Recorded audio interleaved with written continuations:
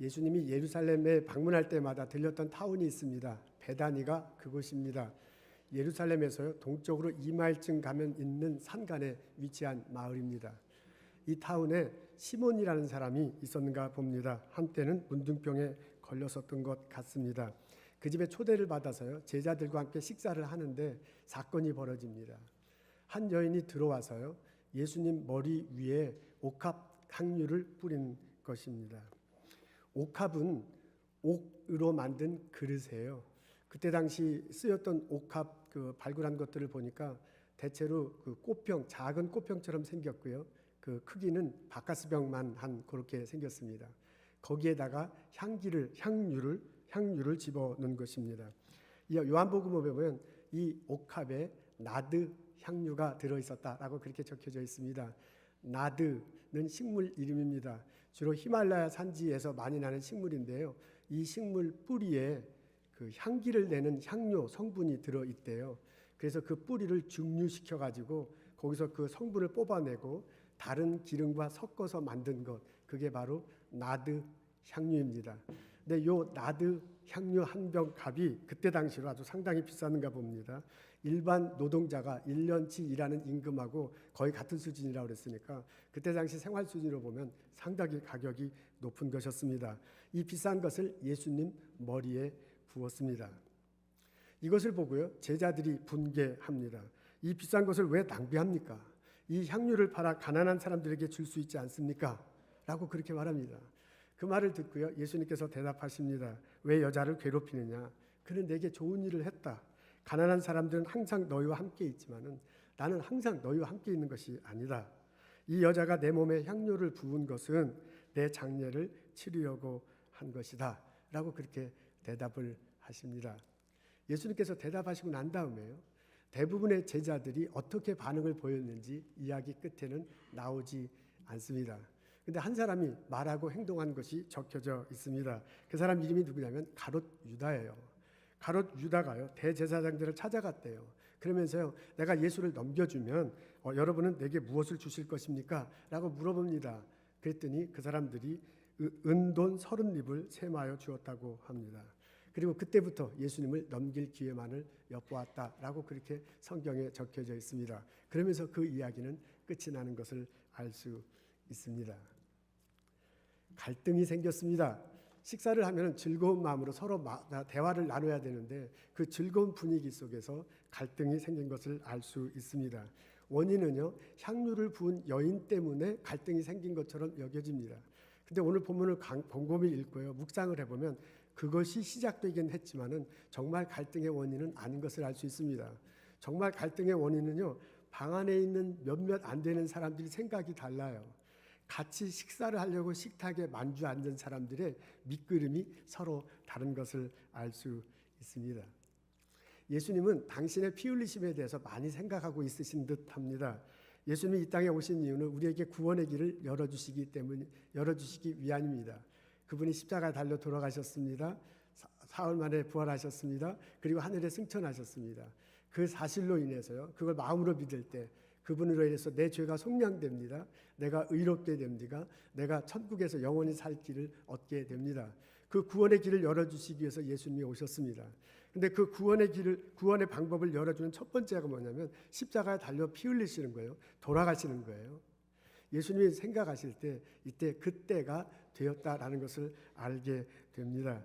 그래서요, 베다니 시몬의 집에 들어가기 직전에도요, 예수님이 제자들에게 본인이 십자가에 달려 돌아가실 것을 언급한 것을 알 수 있습니다. 그렇게 예수님은 여인의 행동을, 그런 생각을 예수님이 막 하시고 계시기 때문에 여인의 행동을 그 안에서 받아들이고 그 안에서 해석한 듯 합니다. 학자들에 의하자면은 당시 로마 사람이나 히브리 사람들은 외부에서 손님이 올 때요, 그 머리에다 화환을 씌워줬다고 합니다. 그리고 거기다가 향유를 붓기도 했다고 합니다. 그리고 그때 당시에는 시체를 장사할 때 향유를 발라서 방부제 역할을 하기도 했다고 합니다. 그런 풍습이 있었어요. 그래서 여인이 와서요, 머리에 향유를 부은 것을 예수님은 그런 식으로 받아들였습니다. 예수님은요, 인간들을 위해서 우리에게 구원의 길을 열어주기 위해서 피 흘릴 때가 됐다, 피 흘리심에 대해서 많은 생각을 하고 그 사건을 드렸습니다. 옥합을 부은 여인은 옥합을 깨서요. 그 다음에 향료를 부은 여인은요. 예수의 피 흘리심에 대해 이해하고 믿고 감사해서 자신의 것을 드린다. 자신의 가지고 있는 것을 드린다. 라는 생각을 많이 한 듯합니다. 이 여인은 예수님과 가까운 곳에 있었던 것 같습니다. 그리고 그분이 말하는 것을 듣고 새길 수 있는 심령과 믿음을 가지신 분으로 여겨집니다. 이 사건이요, 비슷한 사건이 4개 복음서에 다 같이 나옵니다. 누가복음에 보면 비슷한 이야기가 나와요. 근데 조금 달라요. 그곳에서 보면요, 향유 담은 옥합을 가진 여인이 예수님 앞에 와서요, 예수님 곁에서 울고요, 눈물로 발로 씻기고요, 그리고 머리털로 씻기고 난 다음에 발에다가 향유를 부은 것으로 그렇게 적혀져 있습니다. 마태복음하고 누가복음에는 머리에다가 향유를 부은 것으로 적혀져 있는데요. 마태복음하고 마가복음하고요, 누가복음하고 요한복음에는 다리에 부은 것으로 여겨져 있습니다. 학자들 사이에 약간 의견이 달라요. 이 4복음서에 나오는 여인이 같은 여인이다라고 그렇게 말하는 분도 있고요. 아니다, 그렇게까지 말하기는 좀 어렵다라고 그렇게 말하는 분도 있습니다. 같은 여인이라고 말하는 분들은요, 나사로의 누이인 마리아다라고 그렇게 말하는 학자들도 많이 있는데, 이제 그렇지 않다라고 그렇게 하는 분들도 있습니다. 그래서 이분이 같은 여인인지 아닌지는 확실히 말하기는 좀 어렵습니다. 근데 그분이 하는 행동을 봐서요, 그 사람의 마음을 알 수 있습니다. 그 사람의 신앙 고백을 알 수 있습니다. 이분은요, 예수님에 대한 분명한 깨달음, 예수님 말씀에 대한 분명한 깨달음이 있었고요, 예수님에 대한 분명한 고백이 있었어요. 그 예수님 피 흘리심에 대한 감사하는 마음으로 자기가 가지고 있는 것을 드린다, 자기가 가지고 있는 것을 바친다 라는 생각을 가지고 그분에게 나와서 옥합을 깨뜨리고 향유를 부은 것을 알 수 있습니다. 옥합을 부은 여인은요, 예수님 피 흘리심에 대한 것에 대해서 깨달았습니다. 그것에 대해서 고백했습니다. 그것을 선포하는 의미에서 그 행동을 한 것을 알 수 있습니다. 그런데 불행하게도요, 예수님의 제자들은 그렇지 않았던 것 같습니다. 예수님의 제자들은요, 대부분의 예수님의 제자들은 예수님이 무슨 말을 하는지, 예수님이 지금 어떤 행동을 하는지, 그리고 예수님이 앞으로 예수님에게 어떤 것이 다가오는지 잘 모르고 있는 것 같습니다. 예수님 사역 말기에 예수님께서는 자신이 십자가 달리실 것을 언급하셨습니다. 오늘 지금 시몬의 집에 들어가셨는데요, 시몬의 집에 들어가는 장면 앞부분에 봐도요, 내가 곧 십자가 달려 죽게 되었다는 것을 제자들에게 말해주는 것을 알 수 있습니다. 식사 도중에 여인이 두르잖아요. 그 사람이 향유를 붓잖아요. 그것을 보고 뭐라고 말하냐면, 나 장사 지내는 것을 준비하는 것이다 라고 그렇게 예수님께서 제자들에게 말하는 것을 볼 수 있습니다. 그러니까 예수님은요, 당신이 죽을 때가 됐다는 것, 당신이 십자가 달려 돌아가시게 됐다는 것, 예수님의 피 흘리심에 대해서 진지하게 이제 때가 다가왔다는 것을 제자들에게 여러 번 암시를 하고 말을 했습니다. 그런데도 불구하고 그 방 안에 있는 제자들의 모습은, 같은 식탁에 있는 제자의 모습은 예수님 죽음에 대해서 별로 염두에 두는 것 같지 않습니다. 예수님 피 흘리심에 대해서 별로 그렇게 큰 초점을 두는 것 같지 않습니다. 그 사람들의 관심은 뭐냐면요, 가난한 사람들입니다. 가난한 사람들에게 이 향유를 팔아서 준다면 얼마나 좋겠는가 하는 것에 대해서 관심을 갖고 있습니다. 적어도 그 순간 그 방 안에서만큼요, 적어도 그 식탁 안에서만큼요, 이 사람들의 관심은 가난한 사람들이었습니다. 더욱 불행한 것은 그 제자 중에 한 사람인 가롯 유다입니다. 그는 이 사건을 계기로 해서 예수님을 팔아 넘기기로 확실히 결정을 합니다. 요한복음에 보면요, 왜 이런 말을 이렇게 했는가라는 것이 적혀져 있는데, 돈 때문에 기술되어 있습니다. 돈 때문에 그랬다라고 이렇게 적혀져 있습니다. 근데 학자들의 또 여러 가지 연구 결과를 보면요, 또 다른 심정도 가롯 유다에게 있었을 것이다라고 그렇게 말하곤 합니다. 당시 유대인들 중에는 그때 당시 이스라엘이 로마의 속국이었잖아요. 그래서 유대인들 중에는 누군가가 지도자가 나와서 로마를 물리치고 이스라엘을 좀 독립시켰으면 좋겠다라는 그런 열망을 많이 가지고 있었습니다. 그래서 그런 사람들은요, 무리를 지어서 다니기도 하고 때때로는 무기를 지니고 다니기도 하고요, 그것을 가지고 싸움을 하기도 했습니다.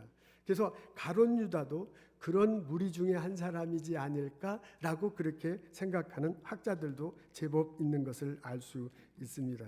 유다는 아마도요, 예수님이 예수님에게 접근한 이유가, 예수님과 함께한 이유가 예수님이 그런 지도자가 되지 않을까, 그런 지도자가 돼서 이스라엘을 구원할 수 있지 않을까라는 그런 나름대로의 생각이 있기 때문에, 열망이 있기 때문에 그분과 함께 했을지도 모릅니다. 근데 3년 동안 같이 있었는데 보니까 예수님이 뭐 전혀 그런 기미가 보이지도 않습니다. 그래서 자기가 생각한 예수가 아니기 때문에 예수를 팔아 넘기고 예수를 죽게 하고 장례를 치르려고 하지 않았는가라고 생각할 수도 있습니다. 가룟 유다는요, 자신이 생각했던 것과 예수님이 달라. 그래서 그 예수님을 헌신짝 버리듯이 버리는 것을 알 수 있습니다. 여러분 따라오십니까? 여러분 지금 제가 무엇을 말하려고 하신지 아십니까? 같은 방 안에 있습니다. 같이 식사를 나누고 있습니다. 근데 같이 식사를 나누고 있지만은 같은 한 식탁에 앉은 이 사람들이요, 서로 생각이 달라요. 그래서 한 사건이 벌어지자마자 바로 갈등을 일으켜요. 겉으로는 비슷해 보여. 그러나 심령은 다른 것을 알 수 있습니다. 여러분, 이 갈등을 좀 더 이해하기 쉽게 하기 위해서, 그리고 우리가 이것을 잘 기억하기 위해서 단순화시켜서 이렇게 좀 표현해 보고 싶습니다. 약간 오해의 소지는 있지만은 이 사람들이 어떤 생각을 갖고 있는지를 단순화시키면은 좀 더 우리가 이해하고 기억하기가 쉽습니다. 예수님은 당신의 피 흘리심에 대해서 생각을 많이, 이제 돌아가실 때가 됐어요. 피 흘리심에 대해서 생각을 많이 하고 있습니다. 당신이 우리들을 위해서 피를 흘리셔야 돼. 당신이 죽으셔야 돼. 피를 우리에게 주셔, 우리를 속량기 위해서 주셔야 돼요. 그걸 헌혈이다라고 이렇게 표현하면 어떻겠습니까? 괜히 피 한 번 뽑는다, 이것과는 수준이 전혀 다른 것이지만은 당신의 피를 주신 것이니까 헌혈이다 이렇게 말해도 될 것 같습니다. 옥합을 부은 여인은요, 예수의 피 흘리심에 대해서 알고 있었습니다. 이 사람 말하는 것, 행동하는 것을 보면요. 그리고 그것에 대해서 이해하고요, 그것에서 감사해서 자신에게 굉장히 소중한 것, 1년치 연봉에 해당하는 그것, 소중한 것을 깨뜨려서 예수님한테 드리고 있습니다. 예수님한테 물건을 드린 거예요. 예물을 드린 거예요. 헌물을 한 것입니다. 그것을 마칠 캐시로 계산한다면 상당히 가격이 높은 거니까 예수님한테 헌금을 한 것과 같습니다. 11명의 제자들은요, 가난한 자들에게 관심이 참 많습니다. 이 향유를 팔아서 가난한 사람들을 나누어주면 좋을 텐데 왜 허비하느냐라고 제자들이 말하고 있습니다. 예수님이 이것에 대해서 틀렸다고 말하지 않습니다. 예수님이 이것에 대해서 하지 말라라고 그렇게 말하지도 않습니다. 예수님이 뭐라고 하냐면, 지금 이때는 저 여인이 나에게 한 것은 나의 장례를 준비하는 것이다 라고 말한 것을 알 수 있습니다. 여러분, 우리 다 아시다시피요, 예수님이 지금은 나의 장례를 준비하는 것이다 라고 여인의 행동에 대해서 해석하고 말하지만은, 해서 가난한 자들에 대해서 관심이 없는 것으로 여겨질 수 있지만은 실제로 예수님의 모습은 그렇지 않은 것을 알 수 있습니다. 이때를 제외한 많은 때는 예수님은 가난한 자들을 위해 씁니다. 병든 자를 위해 씁니다. 그분들을 고쳐주시고요, 그분들에게 먹을 것을 나누고요, 그분들에게 천국의 복음을 전했습니다. 근데 예수님이 뭐라 그러냐면, 지금 이 순간에는, 그것보다는 지금 이 순간에는 나의 죽음을 대비하는 것으로 그 사람의 여인의 태도를 해석하는 것을 볼 수 있습니다. 예수님의 제자들은요, 그러면서 예수님의 제자들의 의도가 이렇게 드러나는데요, 예수님의 제자들은 예수님의 피 흘리심에 대한 것보다도 지금 이 순간에는 예수님의 제자들은요, 이 여인이 예수님에 대해서 감사하기 위해서 헌물한다는 이런 관심보다는요, 이 순간에 제자들의 관심은 가난한 자들에게 있었습니다.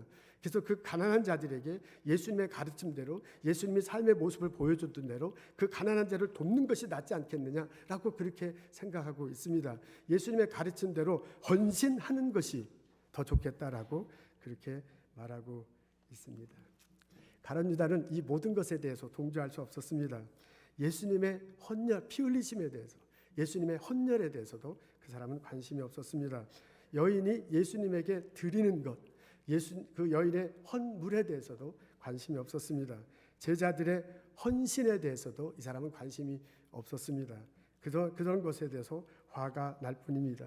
그래서 가룟 유다가요, 예수님을 버립니다. 동료들도 버립니다. 그리고 그 사람들 다 헌신짝저로 버리고 예수님을 배반한 것을 알 수 있습니다. 여러분 느껴지십니까? 여러분 저를 따라오고 있습니까? 방 안에 있는 사람들이요, 그 좁은 방 안에 같이 있지만 서로 생각이 다릅니다. 여러분, 그 방 안에서 같이 식탁에 있지만은 서로 생각이 다릅니다. 그래서 그 서로 생각이 다르기 때문에 같이 밥을 먹으면서도 같이 있는 것 같으면서도 갈등을 일으키는 것을 알 수 있습니다. 이렇게 오늘 본문을 읽어 나가면, 이렇게 오늘 본문에 참여한 사람들의 심정을 이해하고 나가면 우리는 이런 질문이 생깁니다. 그럼 이런 갈등 속에 있을 때 예수님은 무슨 마음을 갖고 있었을까? 그런 갈등 관계에 있을 때 예수님은 무슨 말을 제자들에게 하고 싶었을까? 예수님은 제자들 대부분에게 예수의 피 흘리심이 먼저다, 그리스도가 십자가에 달려 돌아가신 것, 그것을 깨닫고 그것을 고백하고 그것을 선포하는 것, 그것이 먼저다 라는 말을 해주고 싶었을 것입니다. 여러분, 이것을 오늘 본문에 보면 우리는 쉽게 추측할 수 있습니다. 여러분, 예수님이 말하는 내용 속에서 예수님의 의도를 찾을 수, 속마음을 읽을 수 있습니다. 예수님은 뭐라고 얘기하면 이 복음이 전파되는 곳에는 여자의 행하는 일도 말하며 저를 기념할 거다라고 그렇게 얘기해요. 여인의 행동에 대해서 제자들 대부분이 핀잔을 주잖아요. 근데 제자들보다도 여인을 말하고 있어요. 이 여인이 한 행동이 복음이 전하는 곳에, 예수님 말씀 전하는 것에 다 전해질 것이고 기념될 것이라고 말합니다. 그러면서 여인이 한 것에 대해서 더 의미를 두는 것을 알 수 있습니다. 그러면서 제자들에게 얘기하기를 뭐라 하면, 가난한 자들은 항상 너희들과 같이 있다. 그러나 나는 너희들과 항상 같이 있지는 않다라고 말해요. 가난한 자를 돕는 것에 대해서 뭐라고 얘기하는 게 아니에요. 가난한 자를 돕지 말자고 얘기하는 게 아니에요. 가난한 자는 항상 너희와 있지만 나는 항상 너희와 같이 있지 않다. 나는 이제 곧 죽을 거다. 나는 십자가에 피 흘리심이 있다. 너희들은 그 십자가의 피 흘리심을 기억해야 될 것이다 라는 말을 제자들에게 해주고 있는 것을 알 수 있습니다. 예수님은요 11명의 제자들에게요 이런 말을 해주고 싶었을 것입니다. 가장 소중한 것은, 모든 일의 출발점이 되어야 될 것은 예수의 피 흘리심, 그것을 깨닫고 그것을 고백하고 그것을 선포하고 살아가는 것, 그것이 되어야 될 것이다 라고 말하고 싶으셨을 것입니다.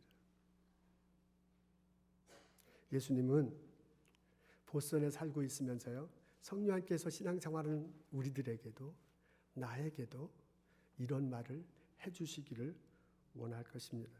오늘 예배 참석한 대다수 우리 모두에게요, 오늘 말씀을요 그냥 저 사람이 나와서 좋은 강연하는 거나 그게 아니고요, 이것이 하나님의 말씀이다, 이것이 나의 심령에 외치는 소리다 라고 듣는 나에게요 동일한 말씀을 해주고 싶으실 것입니다.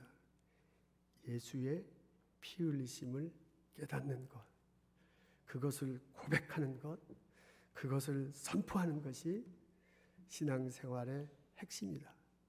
가장 먼저 되어야 할 것이다. 무슨 정확한 통계가 있는 것은 아니지만은 목사님 사이에 이렇게 전해 내려오는 충고가 하나 있습니다. 교인들을 볼 때요, 이렇게 교인들 전체를 놓고 볼 때 10%, 80%가 서로 다르다고 합니다. 그러니까 만일 목사님이 아니라 우리 교회가 이렇게 합시다라고 얘기하면요, 10%의 사람들은 거의 대부분 무조건 찬성한대요. 그리고 그렇게 합시다 막 이렇게 한대요. 근데 10%의 사람들은 거의 대부분 별 이유 없이 반대한대요. 뭐 꼭 그래야 됩니까? 뭐 이렇게 한대요. 근데 이제 80%의 사람들은 해도 좋고 안 해도 좋고 뭐 그런가 보다, 어떤 땐 이쪽으로 우르르, 어떤 땐 저로 우쭈르 이렇게 한다는 거예요. 그게 무슨 정확한 통계가 있습니까? 어느 잡지에 나왔습니까? 이렇게 물어보면 할 말이 없지만은, 그런 건 아니지만은 이렇게 선배 목사님들이 이렇게 말씀하신 거 보면 대체로 교인들 구성원이 그렇다, 이런 이야기입니다. 우리 선교 갑시다 그러면요 10%의 사람들이 난리가 납니다. 언제 갑니까? 내일 갑니까? 같이 갑시다 이래요. 근데 교우 중에 한 10%는 꼭 가야 됩니까? 아니 뭐 전도할 게 막 우리 지역도 많은데 꼭 나가서 그렇게 뭐 전도하고 막 도와줘야 됩니까? 은근히 반대하고, 경비를 꼭 그런 데만 사용해야 됩니까? 우리 교회는 없나요?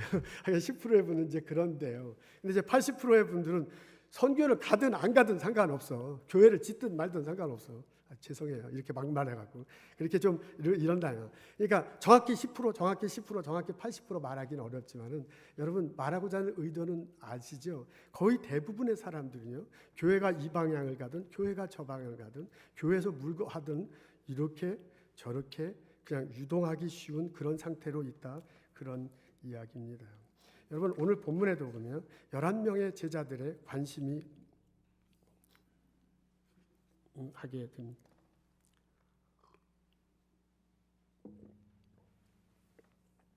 제가 흥분해 갖고도 이게 건너뛰었네요. 오늘 본문에 보면요, 예수님이 11명의 제자에 대해서 상당히 관심이 많이 있는 것을 알 수 있습니다. 그리고 저도요, 이렇게 본문을 읽어보면 11명의 제자에게서 상당히 관심이 많습니다. 왜냐하면 숫자가 많기 때문에 그렇습니다. 여러분, 예수님도 한 사람이고요, 여인도 한 사람이에요. 그리고 가룟 유다도 한 사람이에요. 근데 나머지 11사람들이 있어요. 그 11사람들 모두가 다 지금 다른 생각을, 그 11사람이 생각하는데 다른 3사람들과 관심이 다르다는 얘기입니다. 그 11사람이 대다수야. 그 대다수의 사람이 한 사람의 의견과 다르고요, 그 대다수의 사람이 또 다른 사람의 의견과 다른 거야. 그 대다수의 사람이 예수님의 의견과 다릅니다. 그래서 그 대다수의 사람, 아까 우리 식으로 하면 80%에 해당하는 그분, 그 대다수의 사람들에게 우리는 관심이 있습니다. 오늘 관심이 있습니다. 예수님도 이분들에게 접근한 것을 알 수 있습니다. 여러분, 우리들이 신앙생활할 때요, 신앙생활할 때 교회에 오면서 왜 교회 존재의 목적이 무엇이냐, 내가 교회 왜 다니는가, 이런 것들에 대해서 스스로 질문해 볼 수 있습니다. 어떤 분들은 교회에 오면은 교회에 온 사람들이 교회에 와서 사람들이 모여서 노래하고요, 교회에 오면 강연도 들어요. 그리고 교회에 오면은 이것저것 재밌는 액티비티도 많아요. 그런 것들이 참 좋아서 이렇게 교회에 오기 시작하고요, 그런 것들에 익숙해서 이렇게 계속 교회를 다니는 것을 알 수 있습니다. 그래서 주일날 와서 예배 드리고요, 그리고 사람 모여서 식사도 하고요. 이게 사람들 모임이니까, 공동체니까 일도 좀 해야잖아요. 그 사람이 염치가 있지. 그래서 이제 이거에 참석해서 일하기도 하고요, 저렇게 참석해서 일하는 거야. 그래서 교회 안에서 보면 그분이 봉사해요. 교회 안에서 보면 그분이 예수님에 대해서, 하나님에 대해서 자기를 드려요. 자기의 시간을 드리잖아요. 자기의 헌금을 드리잖아요. 자신의 헌물을 드리잖아요. 자기의 활동을 드리는 거야. 그래서 교회 구성원으로 잘 이렇게 활동을 해요. 마치 그 옥합을 깬 여인이 행동한 그대로요. 우리는 우리 방식대로 그렇게 행동을 하는 거야. 근데 그렇게 행동하는 것에 대해서 기쁘게 생각하고 그 상태에 머물러 있는 사람도 있을 수 있다, 그런 얘기입니다. 참 좋습니다. 그렇게 우리가 교회 와서 예배 드리고요, 그렇게 봉사하고요, 그렇게 헌금하고요, 헌물 드리고 해서 너무 좋습니다. 근데 그것만으로는 부족하다, 그것입니다. 가장 핵심적인 것은 그 안에 심령 속에 예수 그리스도의 피 흘리심, 이것에 대한 분명한 고백이 있어야 되지 않겠느냐, 그 얘기입니다.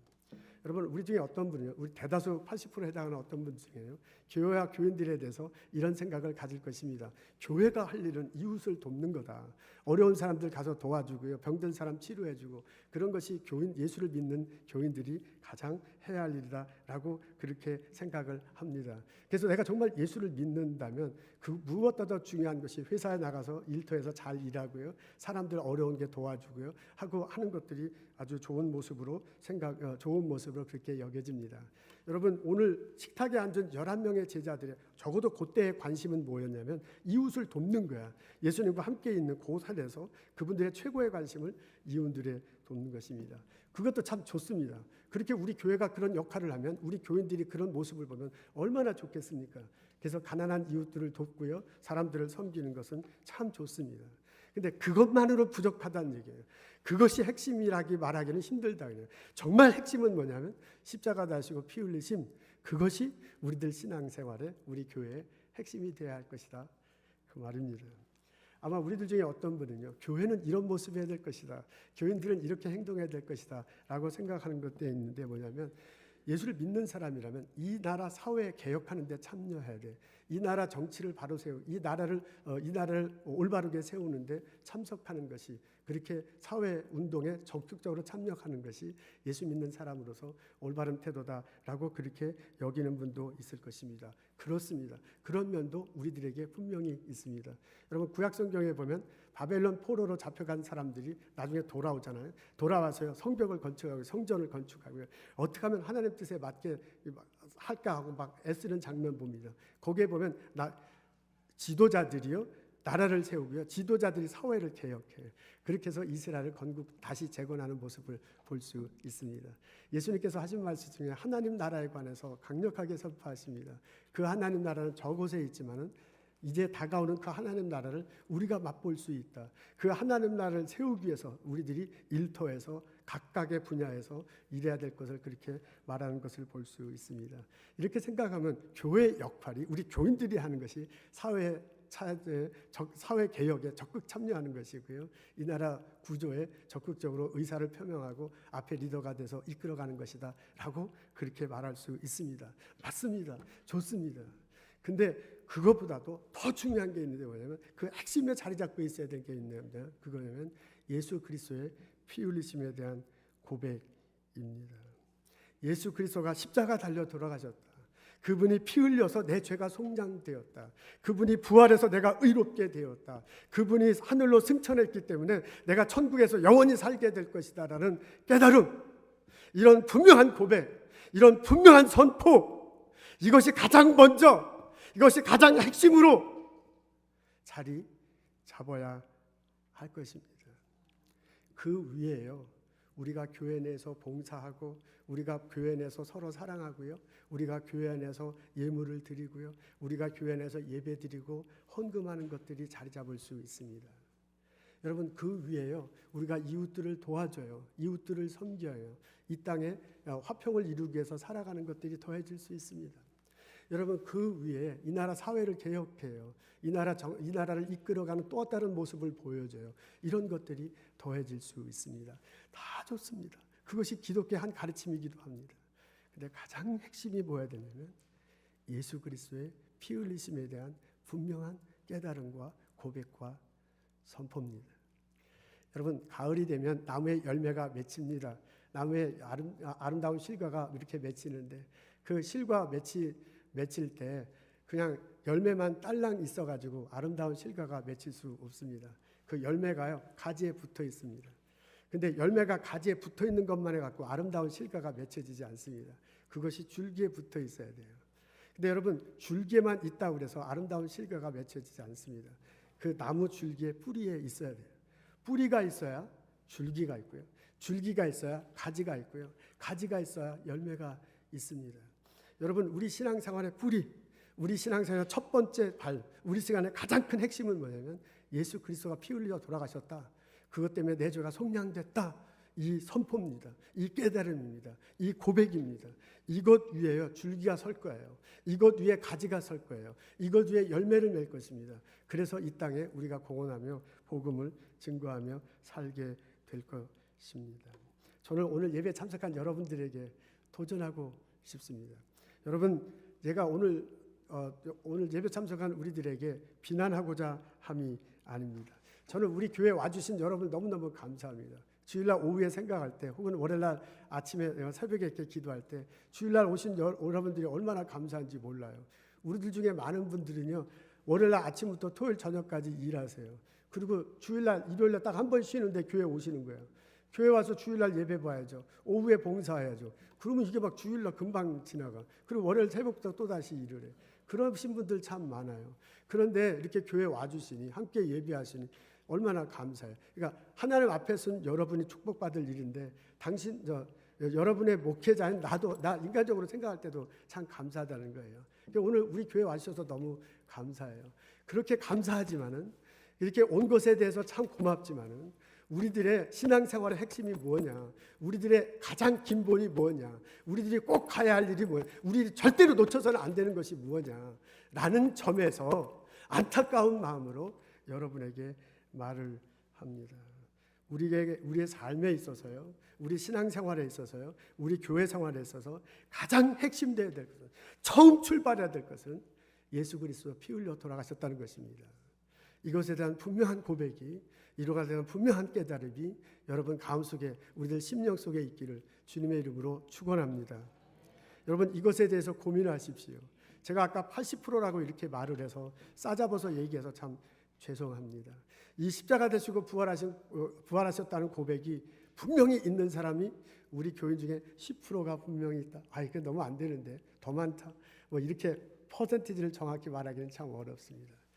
우리 중에 어떤 분들은 예수님 돌아가시고 부활하셨다는 것을 믿기 어렵습니다 라고 말하시는 분도 계세요. 난 너무너무 감사해. 그거 정말 안 믿겨지면 정말 믿겨질 수가 없어요. 근데 목사님 저에게 얘기하시니 얼마나 감사해요. 그건 정말 감사한 일이에요.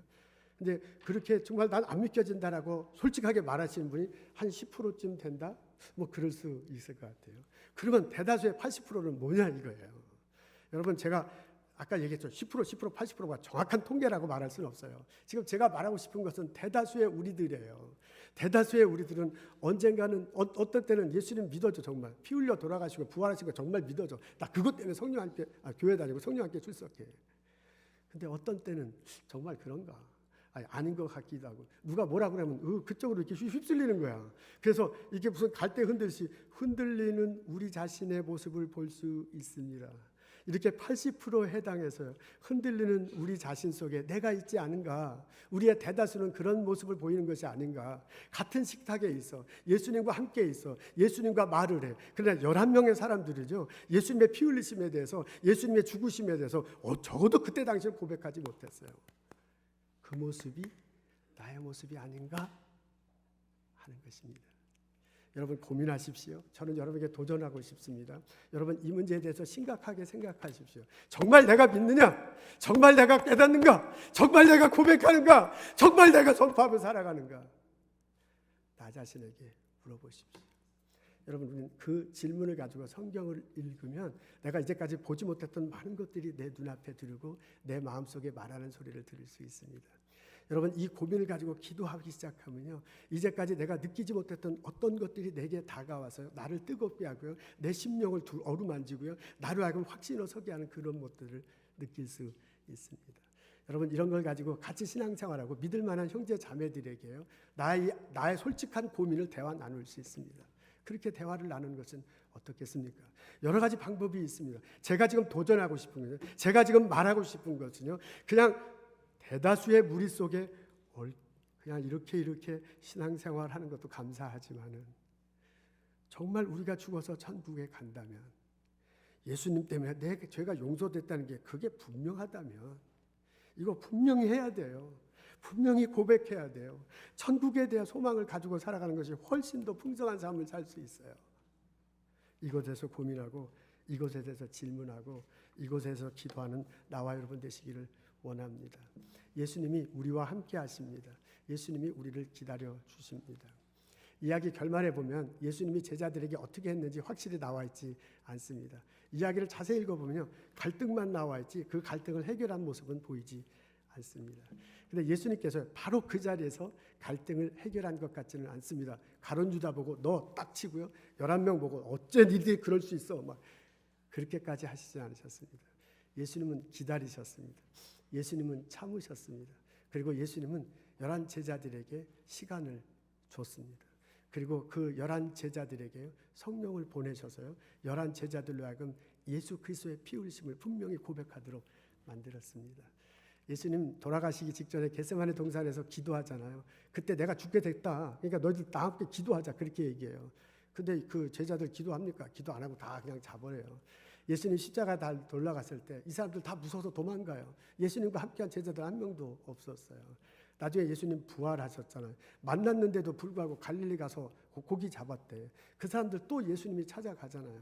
그리고 그 예수님에게 나 사랑하냐고 물어보는데 속 시원하게 대답 안 하잖아요. 대답을 하긴 하지만은 나중에 예수님 승천하실 때 너희들 예루살렘 떠나면 안 된다, 다락방에 모여서 기도하라 그래요.